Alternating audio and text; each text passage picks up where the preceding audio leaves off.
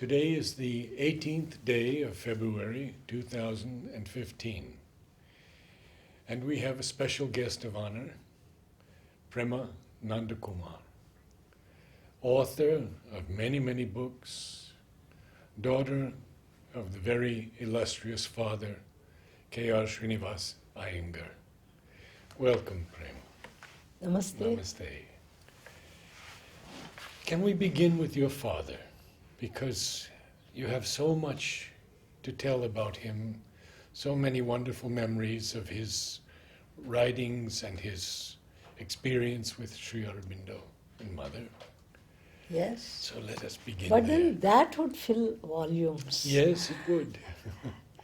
The point is, I lived with my father for 60 years. That is from the moment I was born till he passed away in 1999. So, in one sense, my own life, whole life as it is, became one long Gurukula Vasa. We speak of Gurukula Vasa. A student stays with the teacher and learns, lives with the teacher and learns. So that way it was a very fulfilling Gurukula Vasa. It was an honor and a penance, you would say, because there was so much of love in his teaching. But also there was the kind of conditioning, you think. You were constantly worried whether you can come up to his expectations because he was so high by the time I began to learn about life around me. My life with my father, you can say it began before I was born because he wrote a short story in 1937 that it's a story about a young couple who have a daughter called Prema, who is very mischievous. And 39 I was born, so I got the name. So you can say I knew him even before I was born. And he didn't think much of educating me in the normal manner because he could not. He was staying in places where there were no schools around nearby for me. But I had the free run of his library. He had an excellent personal library. And my mother taught me how to read and write in Tamil, English. So that was the kind of early education I had. Then I was away from them for a couple of years with my grandparents. Then I came back to them. That was when I had some regular schooling. Like I wrote my matriculation, intermediate, BA honors. Now, by the time I came to the college, I realized he was not an ordinary person. When I entered the Andhra University as a student of English literature, then I suddenly realized, oh, he is the professor, he is my professor. And his speeches are so wonderful, and everybody looks up to him like that, This, in spite of the fact that from my childhood, I have been taking long walks with him, morning and evening. We used to take long walks on the Ramakrishna beach. There's a beautiful beach skirting the Bay of Bengal in Visakhapatnam, in Andhra Pradesh, where I lived. So that way, from say 1954 onwards, you can say I became consciously of his work. And that was when I realized he was so much into the Aurobindonian world. And this book on Sri Aurobindo is written by my father. This book on the Mother is written by my father. Though what did I know about Sri Aurobindo and the Mother at that time? Not much. The portraits were there and my parents were totally dedicated to those portraits. And my father would read Savitri, I would sit near him, I would not understand anything. As a child, I didn't understand. And this is how I became conscious of my father's work with the Aurobindonian world. And subsequently, of course, I took up Savitri as my subject for doctoral research. And my father was the guide. And I was lucky because he was there to teach me every line of Savitri, help me write each chapter, correct them, recorrect them.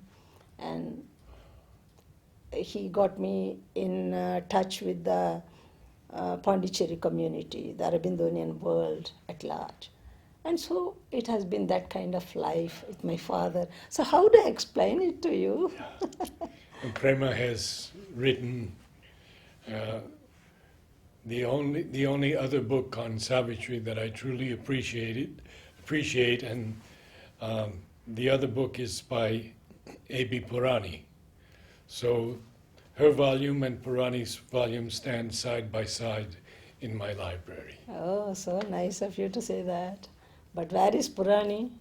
Where am I? Eh? You love Savitri, and you read Savitri, and you know that it is not philosophy. Yes. It's not philosophy. It is experience, isn't it? Yes, yes. You experience Savitri. Yeah. When you read every line, you have to experience the background emotion. Suppose when Sri Aurobindo says, all in her pointed to a nobler kind. Have you come across a better line? No. To describe some great personality whom you admire. All in her pointed to a nobler kind. And you see, I had a wonderful mother-in-law, and I gifted to her a copy of Savitri. And I wrote on the flyleaf, to Mommy with love from Prema, all in her pointed to a nobler kind. So she saw that and asked me, that's a beautiful phrase you have made, though I don't deserve it, that's what she said. I don't deserve it, but it's a very beautiful phrase. I said, Amma, there are 24,000 lines of such beautiful lines in Savitri. And she was delighted, she began to read Savitri. Yes. She was a famous writer in Tamil. That was the catalyst, that one line, I think. All in her point. Yes. And truly she was a very noble person. So that way it is like this. So how did your father come in contact with Sri Aurobindo? Tell us a bit about his background, education, and work. Now that's a very interesting question, Narad. Father was born in the far south of India. He was born in a very poor family, and by sheer grit, he came up meritoriously. He worked for a couple of years in Sri Lanka, 2-3 years. Then, much later, he became a lecturer in Belgaum, which is near Bombay. I think it is in Maharashtra. When he was in Belgaum, he was surprised. He had become a reviewer of books by then. What surprised him was some of the Indians seemed to write very beautiful English. As good English as English. Father loved English literature like anything. Then, well, look at Gandhi, such a simple person. His English is so beautiful. Of course, Pandit Nehru's is good.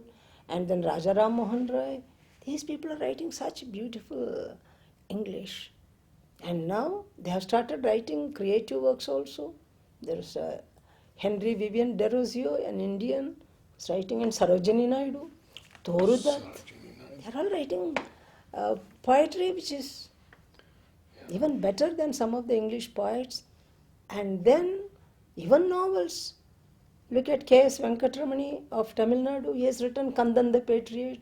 It is on the freedom movement. It was about to be banned, that book. He was a famous lawyer also, Venkatramani. So this set him thinking. So he began writing 1 or 2 articles on Indians writing in English. But the discipline as such had not come to his mind at that time. But when he wrote some of these articles, Sophia Wadia, who was the editor of the Aryan Path and the Indian PEN, she asked him, why don't you write a small book on these Indians who handle English so well? So this is how the discipline was born.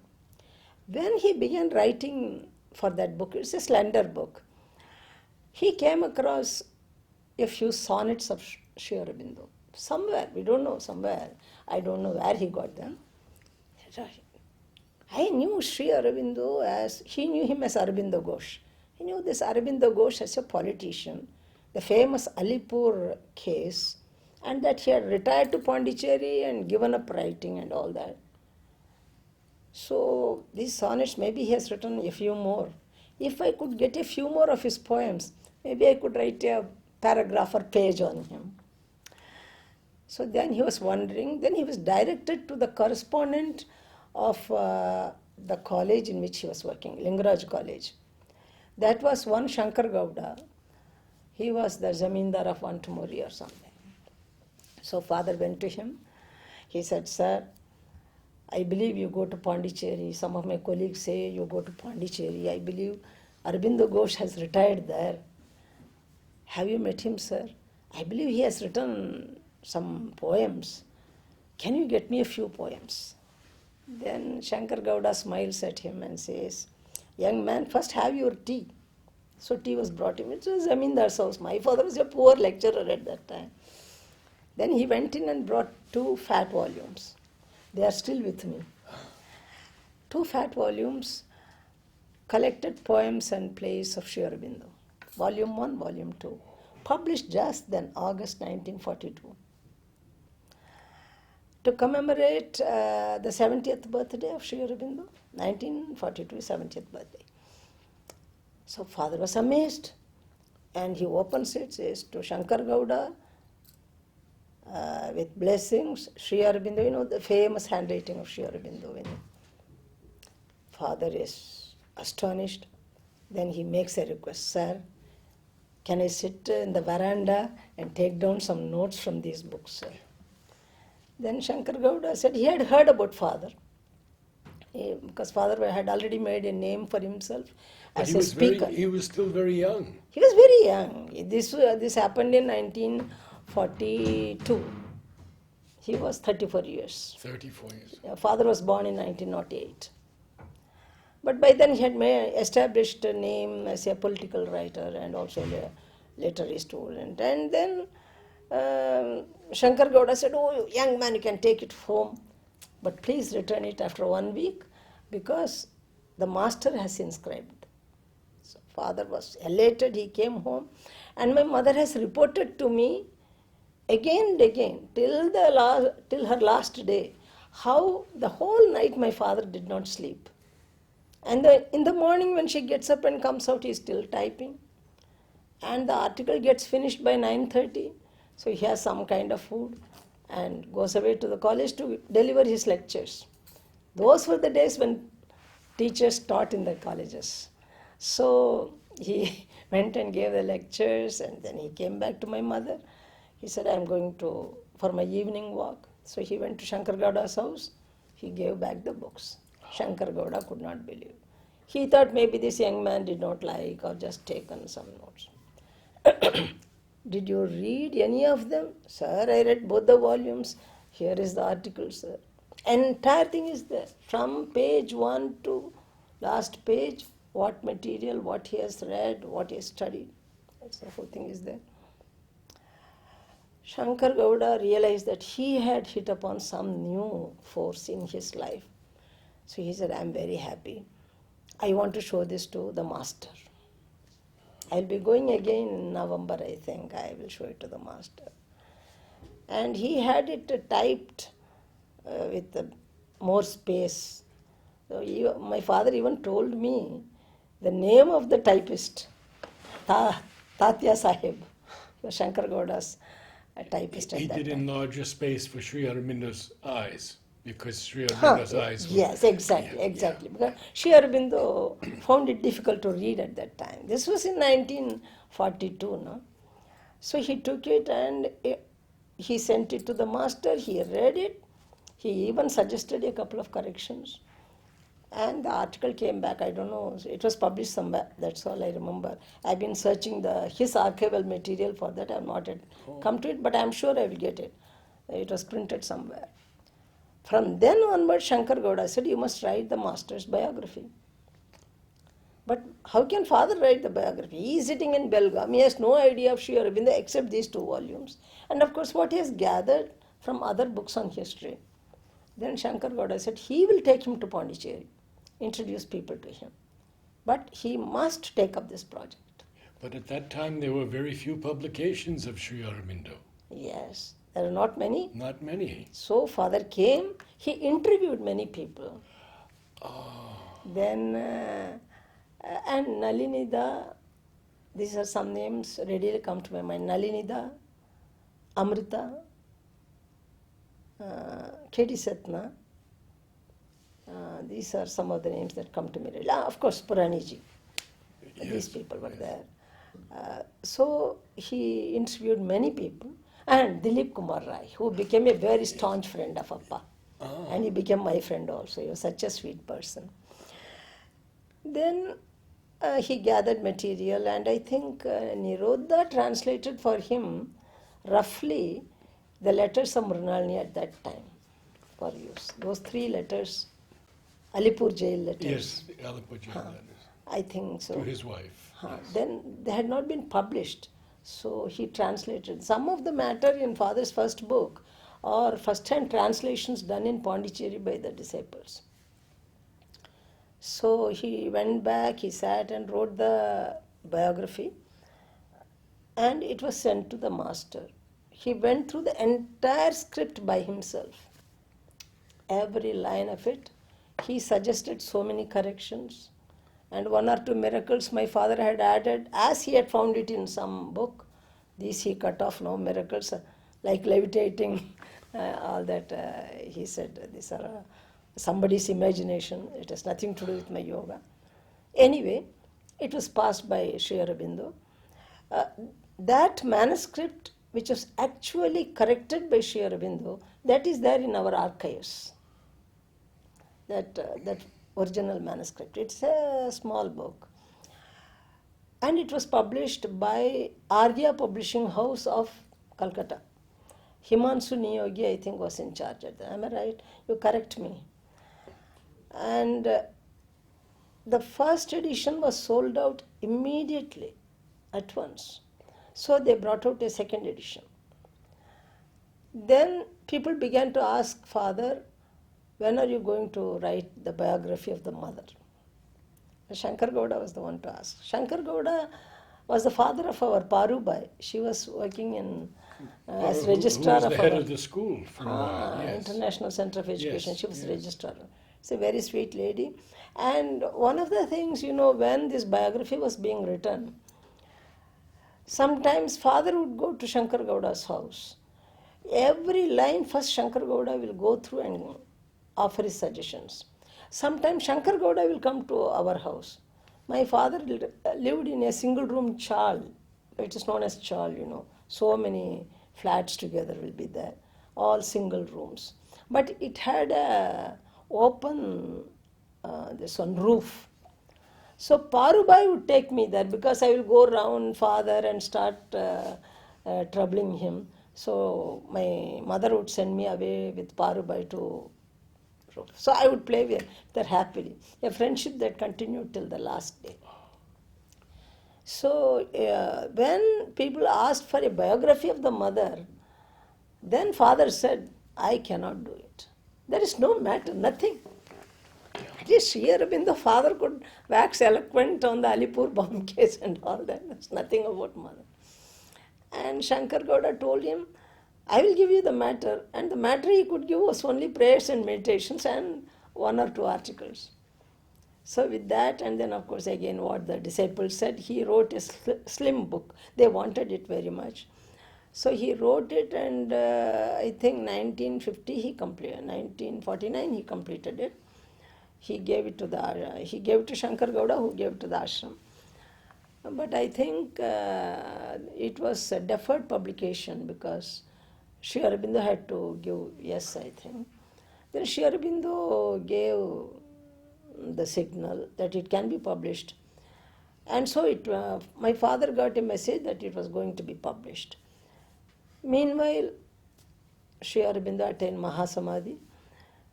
So it was published only in 1951. That was the original book on the mother.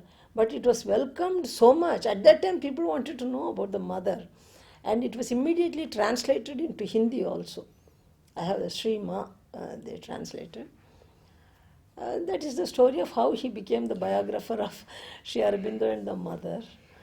There's nothing logical about it. It is all done by the divine. What was his first experience in seeing Sri Aurobindo? Yes. He had a feeling that unless he meets Sri Aurobindo in person, he cannot imagine the personality of the person. Photo does not give you everything. And by that time, Sri Aurobindo had been here for a long time, isn't it? 1910 to 1943, already 30 years and more. And it was Shankar Gowda who again brought him so that he can see Sri Aurobindo. But you know, Sri Aurobindo could not be seen privately in those days, only during Darshan time. So Shankar Gowda and father came during August Darshan in 1943. So father was a typical journalist. So the moment, as soon as the darshan was finished, he went to his room at night and completed an article, so that he would not forget any of the experiences. He wanted to convey it as it was, so that my mother could get the entire thing. That was the point. My mother was not educated, but she educated herself by being with father. And because father became a total devotee of Sri Aurobindo and the mother, she became a total devotee. You know, she was, we have in Telugu a word, ardhangi, half of the divine. So she was the half. So you call it better half or whatever. So whatever my father did, she became. So whatever he did, he wanted her to experience it also. So he has given an exact reproduction of his feelings that day. It was published somewhere in Konkan, and now it has been republished. Would you like me to read out something? I would, Oh, yes. sure. This is how he opens it. They were coming still. The stream of visitors to the ashram swelled day by day till it grew into a flood on the day of darshan. In those days, they did not come exactly on 15th August. People, they came from far. Some people would come on 12th, 13th, 11th, like that. Not like today, they will catch the plane, come, have darshan and go back. It was not like that. Men, women and children with their packages and their hold alls. In those days it was hold all. Their Sunday Hindu and their umbrellas crowded near the gate of the ashram on the morning of the 15th of August 1943. And the Sadaks, discharging gate duty, patiently coped with the rush with a quiet assurance, with a ready smile for one and all. From the four ends of India, from obscure nooks and bypaths, from distant cities and inaccessible hamlets, the pilgrims had assembled in Pondicherry in the vicinity of the Sri Aurobindo ashram. So what father saw there was India itself in miniature. They came from all places. Chandrasekharam came from Andhra, Himanshu Yogi from Bengal, isn't it? Yes. All these people who were not sadhaks in Pondicherry, they come. Shankar Gowda himself, he comes from Belgaum, like that. And they had come braving the 101 annoyances, minor and major, that our imperfect society engenders in its midst. They had come, these princes and paupers, these financiers and politicians, these landlords and merchants, these poets and philosophers, these students and teachers, these sinners and saints, these seeming scoffers and these half-hearted believers. They had all converged towards the sanctum sanctorum, desiring to have darshan of Sri Aurobindo. The whole point is Narad. What father wants to convey, I think, is, as he told me in person, maybe 0.5% knew about Sri Aurobindo or what he stood for. But that come with that total faith as you come to have darshan in a temple. Did they know? Did all of them know what darshan meant? What precise experience was in store for them? How exactly it was going to grow into their being and shape their future? they care not, perhaps, to speculate about all this, or if they did, their minds were baffled in an instant and they quickly gave up the struggle. Like this, he says, maybe they came really having faith in it, maybe just idle curiosity. There's a Bengali gentleman who has come here, who has become a yogi. Let us go and have a look at him. Many people must have come like that. How many would have known about his yoga, or whether he was writing Savitri? He was writing Savitri at that time, 1943. Mostly they knew about him as a freedom fighter, if they knew at all. Not even freedom fighter, no, they did not know him as freedom fighter even, except for a yogi. That is a great, in India, that is our custom. If somebody is a yogi, even today, what you call the Gerua cloth, the orange cloth, it immediately evokes a kind of respect. Whether the other person is a good man or a saint or a charlatan doesn't matter. There is something, it evokes a respect. And when you know that here is a person who gave up his family, who gave up everything, sacrificed everything to do yoga, that they will understand. Yoga, all over India it is yoga. So here is a yogi, let us have a look at him. So they all came, and what did they do, these people? They went on chattering. They were suddenly charmed and chastened by the ashram atmosphere, but a few stubbornly resisting even its invisible currents and persisting in their own unique life force movements and convolutions. So both were there. But actually the ashram of 1943 was absolutely quiet place. Even 1953, even 1963. But 1973 onwards, I don't think that kind of absolute silence that we witnessed earlier, it seems to be lacking. But then that is the way of all things. And nowadays the crowd is more, isn't it? There's a bigger crowd. One heard casual remarks, stray greetings, whispered confidences. All this father is listening, he is silently, he has come alone, only with Shankar Gowda. The premises of the ashram were filled with a suppressed excitement. One heard the accents of many Indian languages. So that is mini India. That is why Father admired Pondicherry very much in those days. He said, all of India gathers there, they are all so friendly. I don't know why these people are fighting to have Andhra divided from Madras state and all that he used to say, because the agitation idea was there. Andhra Pradesh wanted to become separate from Tamil Nadu, this Tamil Nadu, and now recently Telangana has become separate from Andhra Pradesh. Father never liked it. He wanted, Sri Aurobindo stood for unity, and you go to Pondicherry, everybody is unified, you watch that. So he has written about the many types of people who come there. The majority of those who had come to the ashram for the first time wore just a puzzled air. So, as we say in Tamil, பெரிய மனுஷன் இருக்கான் நமஸ்காரம் பண்ணிட்டு போலான்னு வந்திருக்கோம். I believe there is a great yogi here. We have come to do namaskar to him. That's all. They had indeed come to an ashram. They were on the threshold of a unique experience. If the Sadaks were to be believed, this is what they had been told by the Sadaks. And they were suddenly projected into a strange new world, because most of them, you must remember that, most of them, probably including me, at that when I came, when I was about maybe 8 years, 10 years, when we are, you see, we are going to an important place or holy place, when our parents say, we always think of a temple or an ashram, which has, the ashram idea is very peculiar, it has its own variety of buildings, which has domes and spires and all that. Like Ramakrishna Mission, it has its own. You come here, it's just like any other house, isn't it? Yes. That was unique about the ashram for the others.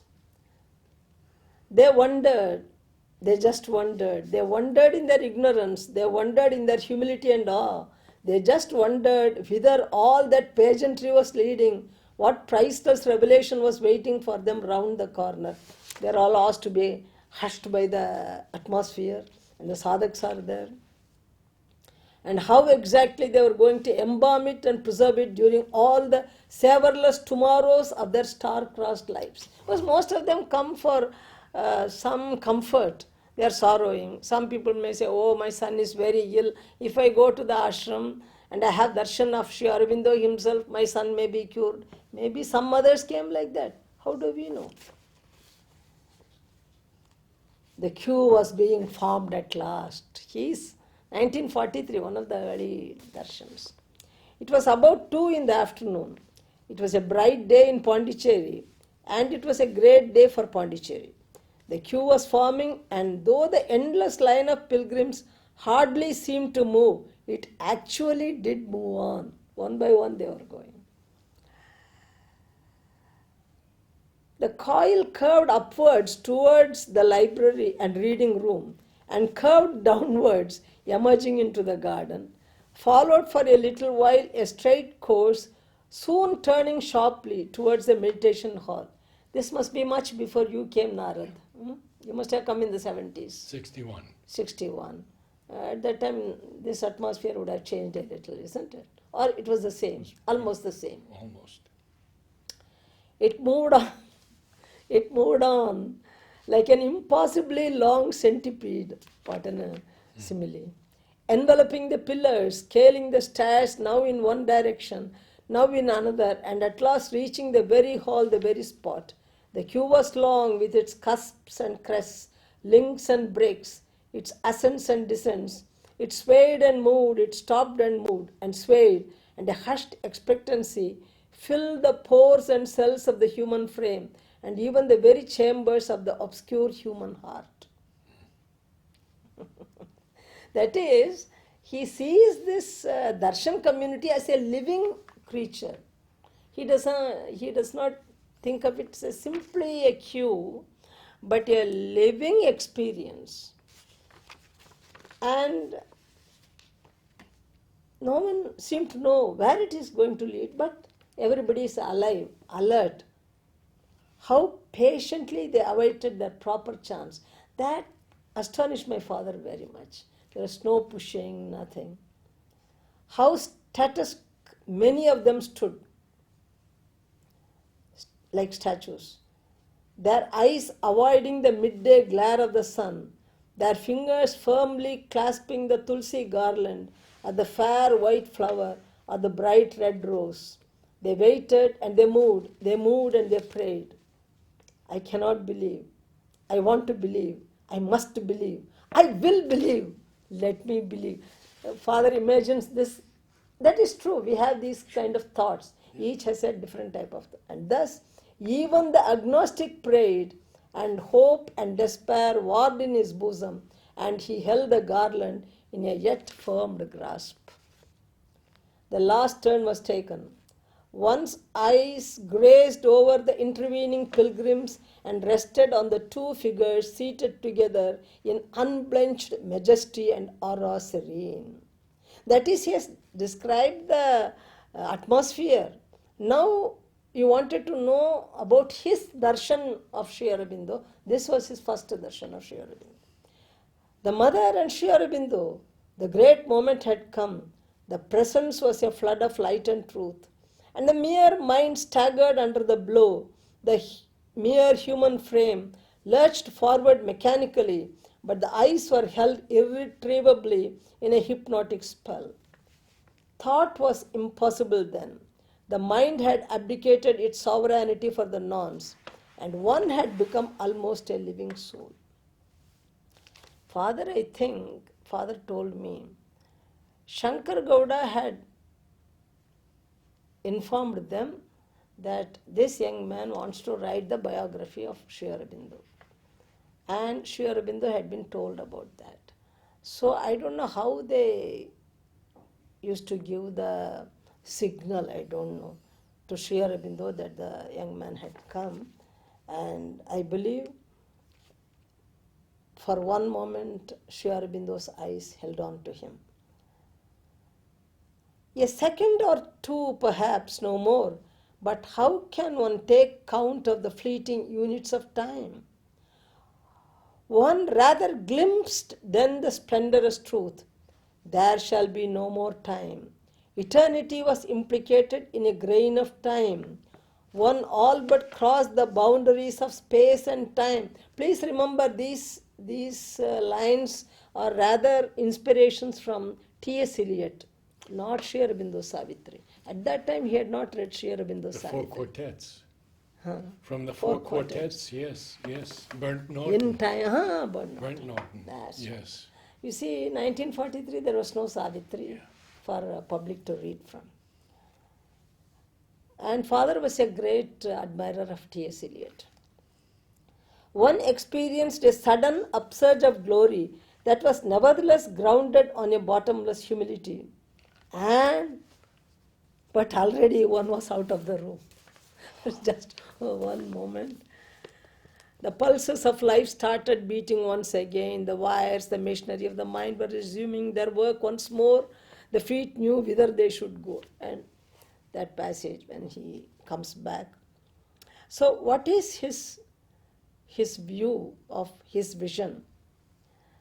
He says, what did I see in Sri Aurobindo? He was never able to give me an answer. I used to ask him, Appa, what was your reaction when you actually saw him in flesh and blood sitting there? Because those portraits you have seen in my house, which have been with me for 50 years, Sri Aurobindo and the mother, the Cartier-Bresson, this one.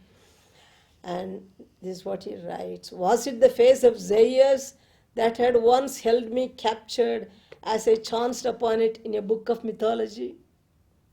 This book of mythology he had received as a present prize when he was in the 3rd standard, which was carefully looked after my grandmother and handed over to me. I have the book still. So there is a portrait of Zaius there. Or was it rather the face of Aeschylus, who fought for our freedom? The author of Bhavani Mandir. Was it Aeschylus? Perhaps Vasishta looked even like this when he blessed Dasaratha's son. And it was thus perhaps that Valmiki sat when the whole of Ramayana, even to the minutest particularity, shaped itself before his wise and lustrous eyes. Rama is sitting as a king. His sons Lava and Kusha are reciting the story of Rama. So was it Rama himself whom I saw? It is natural because father being a Sri Vaishnava, Ramayana was natural for him, that example.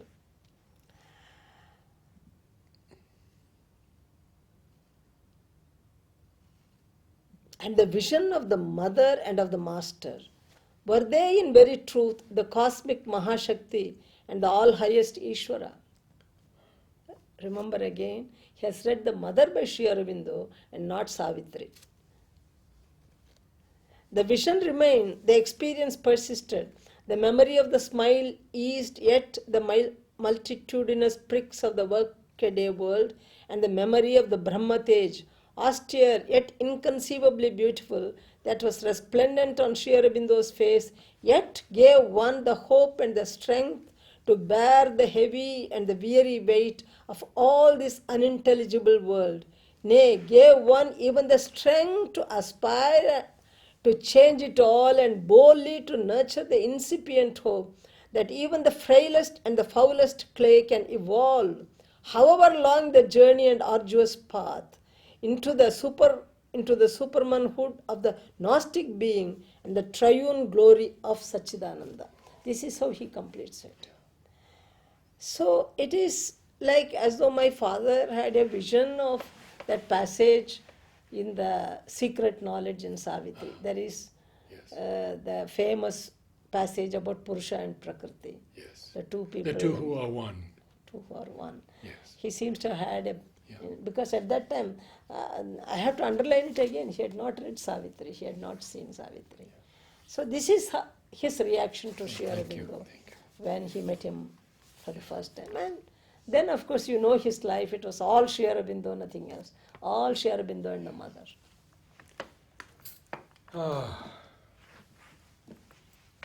as a child or as a young woman, you had some problems. And you told me about, was it Shiri Sai Baba? About? No. The problems that I'm trying to remember, you said, let me see here. It was, yes, it was the Sadaks you knew that you were going to tell us about.